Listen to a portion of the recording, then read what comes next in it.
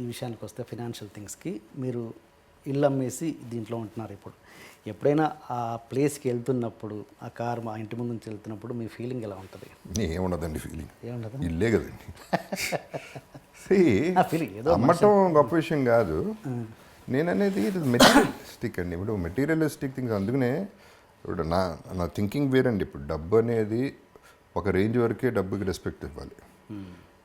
ఒక రేంజ్ వరకు డబ్బులు సంపాదిస్తాం, ఆ తర్వాత డబ్బులు మనం సంపాదించేస్తాం, బానిస అయిపోతాం. అది పెద్ద అడిక్షన్ అండి. దాని అంత పెద్ద జబ్బు ఇంకోటి లేదు. ఓకే సిగరెట్లు, మందు, గ్యాంబ్లింగ్ కాదు. డబ్బు పిచ్చి అనేది ఒక పెద్ద జబ్బు. ఓకే ఇప్పుడు అది గనక ఆ గ్రిప్లోకి వెళ్తే మనుషులు కనపడరు, హార్ట్లు కనపడవు, ఏవి కనపడవు. మర్డర్ చేసినా డబ్బులు సంపాదించాలి, బ్రదర్ చచ్చిపోతే ఆస్తి వస్తుంది మనకి సగం, ఫాదర్ చచ్చిపోయి ఎప్పుడు చేస్తాడా, డబ్బులు ఇస్తాడు, ఈ ఆలోచనలు కదా ఉండేది ఫైనలీ. అండ్ డబ్బుకు కూడా ఒక లిమిట్ ఉంటుందండి. మీరు క్లియర్గా ఆలోచిస్తే ఎంతమంది వేల కోట్లు పెట్టుకుని ఏం చేస్తున్నారండి లైఫ్లో? నాకు ఉందంటున్నారు, ఓకే, ఉండి ఏం చేసుకుంటున్నారు? నిద్రలేదు కొంతమంది కాన్స్టిపేషన్, కొంతమందికి డయేరియా, రకరకాల మనుషులు. కొంతమంది వేల కోట్లు సంపాదించి జైలుకి వెళ్ళే వాళ్ళు ఉన్నారు. కొంతమంది అంటే జెన్యున్ క్రైమ్ చేశారో లేదో పక్కన పెట్టండి, కన్విక్షన్ పక్కన పెట్టండి. I'm saying what is the final. అందుకనే నేను డబ్బులు అనేది that is a part of life తప్ప, శుభలగ్నంలో డైలాగ్ లైఫే కాదు, ఇది మొత్తమే డబ్బే లైఫ్ కాదు అనే దాని మీద ఈ గ్యాంబ్లింగ్ కూడా ఐ వుడ్ సే దాంట్లోంచి వచ్చిన ట్రేటేనండి.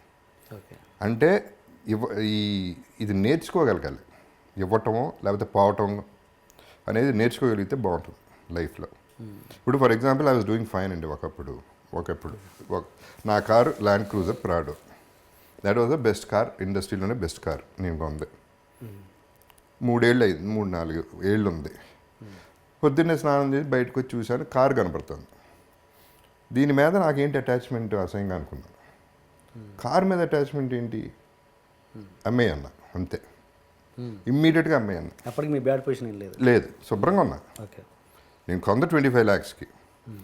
సరే డెస్పరేట్ మామూలుగా నేను అమ్మేయన్నాక పట్టించుకోండి పెద్దగా. ఎవరో 9 లక్షలు 10 లక్షలు అన్నాడు, తీసుకుపో అన్నా. ఇక దాని గురించి డిస్కషన్ వద్దు. So that is how I feel.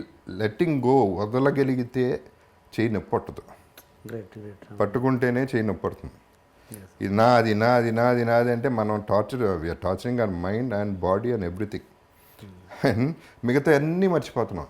ఎంతమంది పేరెంట్స్ని కలుస్తున్నారండి, ఎంతమంది బ్రదర్ కలిసి ఉంటున్నారు ఫ్యామిలీలో, ఎంతమంది హస్బెండ్ అండ్ వైఫ్ హ్యాపీగా ఉంటున్నారు. డబ్బు విషయంలో కూడా ఎన్ని డివోర్సులు జరుగుతున్నాయి. So all this the main villain in life is money అండి. సో అందుకనే నేను ఆ మనీ అనే దానికి అంత ఇంపార్టెన్స్ ఇవ్వకూడదనేది నా ఫిలాసఫీ అండి. బికాజ్ నేనేంటి, నాకున్న డబ్బు నాకు చాలా తక్కువ ఉందండి నిజం చెప్పాలంటే. అది కూడా మళ్ళీ తిరిగి సంపాదించింది. కానీ నేను నా ఫస్ట్ క్లాస్లో వెళ్తాను, నా 5-star హోటల్లో ఉంటాను, నా ఫ్యామిలీ అట్లాగే వెళ్తుంది, ఫ్యామిలీ అలాగే ఉంటుంది. వాళ్ళకి ఎంత మిగిలితే అంత పిల్లలకి ఇస్తాం అంతే. ఎవడు రూల్ పెట్టలేదు 1,00,000 కోట్లు ఇవ్వాలని. వాళ్ళ బతకాలి, ఇవ్వగలిగితే ఇవ్వలేకపోతే నోరు మూసుకు కూర్చో అంతే. అండ్ మీకు బ్యాడ్ ఫీల్, కొంత ఫ్రస్ట్రేషన్ కూడా ఉందండి దీంట్లో. బికాజ్ ఆ ఒక్క దృష్టితోనే చూస్తున్నారు జనాలు. పొద్దున్న లెగిస్తే ఎలా మోసం చేద్దాం, ఎవరిని బకరా చేద్దాం అనే పద్ధతిలో ఎంతమంది ఉన్నారు అంటే నెగిటివిటీ స్ప్రెడ్ అవుతూనే ఉంది. అందుకని I don't go for parties అండి. పార్టీస్కి వెళ్తాం, ఓకే, మందు కొట్టేస్తాం, రాత్రి అంతా ఒకరికి వాళ్ళు మాట ఇచ్చేస్తాం, రేపు మనం అది చేసేద్దాం, ఫోన్ కూడా ఎత్తారు రేపు.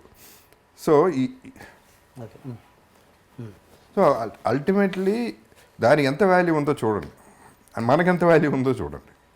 సో మనిషికి వాల్యూ ఇస్తున్నావా, డబ్బుకి వాల్యూ ఇస్తున్నావా అనేది ఇంపార్టెంట్ పాయింట్.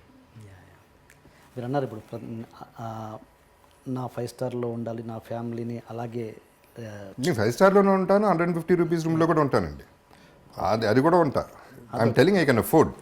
అంటే నేను మీ బ్యాడ్ ఫేజ్లో కూడా అలా ఫ్యామిలీకి చూపించారా? అలా చూపించిన పరిస్థితి కూడా వచ్చిందా మీకు?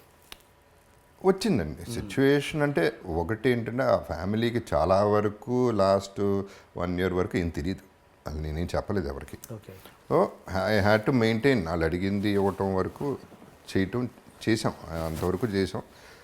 అప్పు చేశాను, 60% ఇంట్రెస్ట్ కట్టిన రోజులు కూడా ఉన్నాయి. సో అవన్నీ దట్ ఈస్ మై ప్రాబ్లం. పెళ్లి చేసుకున్నాం, పిల్లల్ని కన్నాం, వాళ్ళని చూసుకోవాలి, ఎలా చూసుకుంటాం అనేది నా ప్రాబ్లం. సో అది అప్పు చేశాను, దానివల్ల అప్పులు పెరిగిపోయినాయి, ఇంట్రెస్ట్లు పెరిగిపోయినాయి, వాట్ ఎవర్ హ్యాపీ. అది నేను పడ్డాను, ఆ గొడవంతా నేను పడ్డాను. ఏమండి కంపేర్ చేసుకుంటే what is my problem in life? I don't have a problem. Problem ఉందనుకుంటే ప్రాబ్లం అండి. ఫర్ ఎగ్జాంపుల్ నిన్న సంజు సినిమా చూశానండి, సంజు దత్ లైఫ్ చూశాను. ఆ లైఫ్ చూసిన తర్వాత నా లైఫ్ ఎంత గొప్ప, ఎంత హ్యాపీగా ఉంది. సో రివర్స్లో ఫీల్ అయితే నోబడి హ్యాపీ, సాటిస్ఫాక్షన్ లెవెల్ ఎక్కడ ఉంటుంది?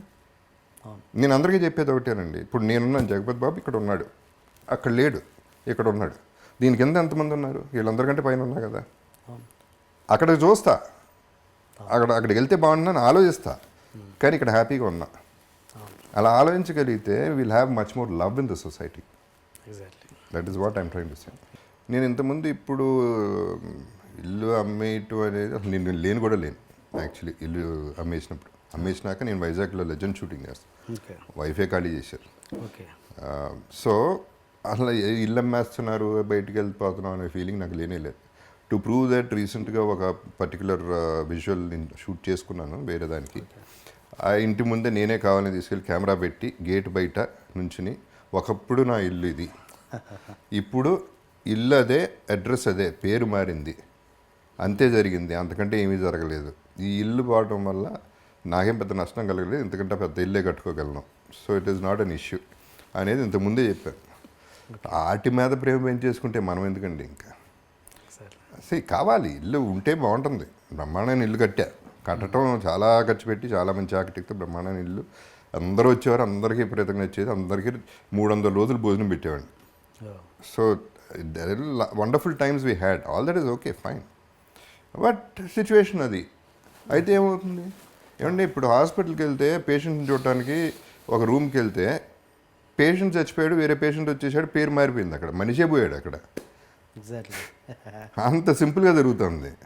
ఇల్లు, కారు ఇట్లాంటివన్నీ అంత సీరియస్గా తీసుకుంటే I don't think you're giving value to your life. ఉన్నాయండి, అన్ని డబ్బులు ఉంటే ఏదన్నా చేసుకోండి లైఫ్లో, ఆల్ దట్ ఈస్ ఓకే. ఆ ఇల్లు మన ఇండస్ట్రీ వాళ్ళే కొన్నారా లేదా బయట వాళ్ళు? లేదు, బయట రమేష్ గారు అని బయట. ఓకే, అంటే ఓకే, మీరు మీ స్టేట్ ఆఫ్ మైండ్ ఇలా ఉంది కాబట్టి మీరు ఇలా ఆలోచించగలుగుతున్నారు. కానీ మీ పిల్లలు, వాళ్ళకి ఎంతో కొంత ఇల్లు మీద అఫెక్షన్ ఉంటుందిగా. That's a very good one అండి. See this is where I have to, అంటే నా ఫ్యామిలీ, నా అదృష్టం మామూలు అదృష్టం కాదండి అది. ఫర్గెట్ అబౌట్ మై ఫెయిల్యూర్స్, అక్కడ హీరో అయ్యానా, విలన్ అయ్యానా, వాకన్ పెట్టండి. సి బేసిక్గా నేనేం చెక్కుకోలే, నా ఫేసు అలా పుట్టాను, గొంతు అలా వచ్చింది. నాన్నగారు వల్ల సినిమా ఎంటర్ అయ్యాను. మా అమ్మ she deserve the better son then me, అంత మంచిదామి. మా బ్రదర్స్ ఓ పక్క, మా brother sister in laws, come to my family, వాళ్ళని యాక్సెప్ట్ చేయాలండి. నరకం ఎక్కడ ఉంటుంది? ప్రాబ్లం ఉంటే ఇంట్లో ఉంటుంది, ఆ నలుగురి మధ్యలోనే ఉంటుంది. నాకు ఆ ప్రాబ్లం లేదు. బాధపడతారు, డౌట్ లేదు, బాధపడతారు.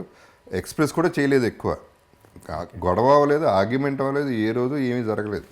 వాళ్ళు ఒకటే రిక్వెస్ట్ చేశారు, ఇల్లు అమ్మద్దు, ట్రై చేయండి అంది. కుదరలేదు, అమ్మాం. దానికి అదృష్టం ఉండాలండి ఫస్ట్. ఫ్యామిలీ బాగుంటాం అనేది అది అదృష్టం, మిగతా ఇంకేం అవసరం లేదు. ఇంకేమున్నా లేకపోయినా బతికేయచ్చు. ఇంటికి నేను ఒకటే అడిగానండి, పెళ్ళప్పుడు కూడా నేను ఒకటే చెప్పా, బయట ఎన్నన్నా పడతాను ప్రాబ్లం లేదు, ఇంటికి వచ్చేపాటు ఒక స్మైల్తో ఉండి చాలు. That is what I want and that is my happiness in life and that is what I'm getting. ఇంకేం కావాలండి? ఇప్పుడు ఇది కూడా అంతకుముందు డబ్బుకి వస్తాయనండి, అంతకుముందు ఏమంటారు దీన్ని, ముజ్జరాలకి వెళ్ళేవాడిని బాంబేలో, ఇక్కడ ఫామ్ హౌస్లో పెట్టినప్పుడు. ఏంటనేది నాకు క్యూరియాసిటీ.